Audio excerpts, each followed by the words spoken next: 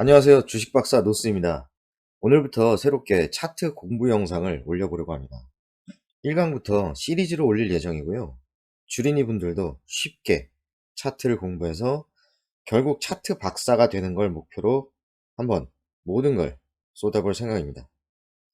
중학생 정도 인지 수준이면 충분히 쉽게 알아들을 수 있도록 설명을 해드릴 예정이니까 어렵게 생각하지 마시고 차근차근 공부해 보시면 좋을 것 같습니다.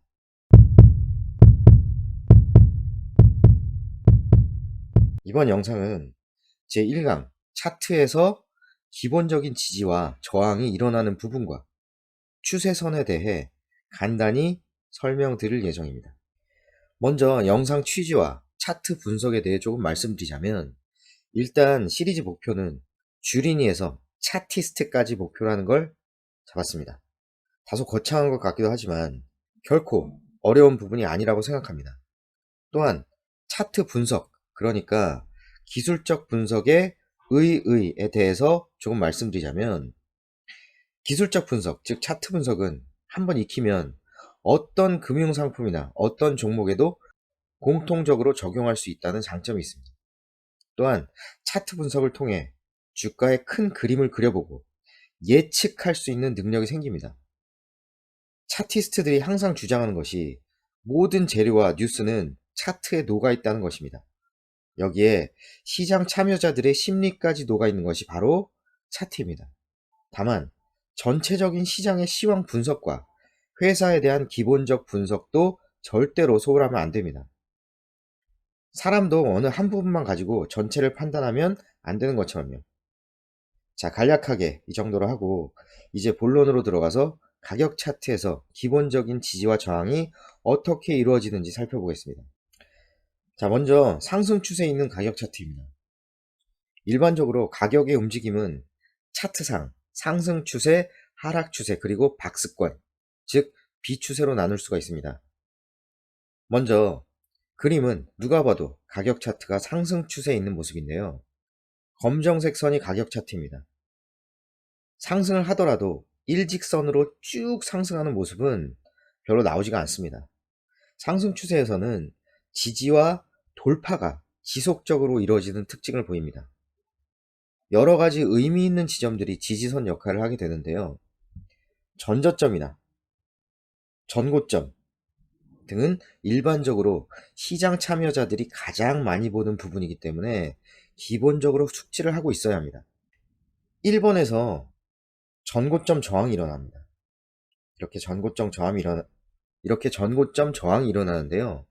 주가는 전고점을 넘지 못하고 하락하지만 2번에서 전저점 지지가 일어나게 됩니다. 3번에서는 이렇게 전고점을 돌파하게 되는데요. 이렇게 전고점 돌파나 전저점을 지지하는 순간을 매수 타점으로 잡을 수 있겠습니다. 자, 4번을 보시면 이전에 저항 역할을 하였던 전고점이 이제는 지지선, 돌파 후 지지 역할을 하는 것을 볼 수가 있겠습니다. 자, 5번 구간에서는 전고점을 돌파하고 직전 고점 돌파가 일어나면서 상승 추세가 지속되는 그러한 모습을 볼 수가 있겠습니다. 이렇게 상승 추세에서는 지지 부근이나 돌파 구간을 잘 살펴보고 매매에 활용할 수가 있겠습니다. 또한 저항 구간을 단기 매도 시점 등으로 활용할 수도 있겠네요. 자, 하락 추세 가격 차트입니다. 가격이 하락 추세에 있을 경우 지지선의 하향 이탈과 저항이 지속 발생하게 됩니다. 여러 의미 있는 지점들이 저항선 작용을 하게 되는데요. 이번 1강에서는 기본적으로 일반 참여자들이 가장 많이 보는 전고점, 전저점 등을 살펴보겠습니다. 자, 1번 구간에서는 전저점을 찍은 부분을 지지선 삼아 다시 반등하는 모습을 보여줍니다.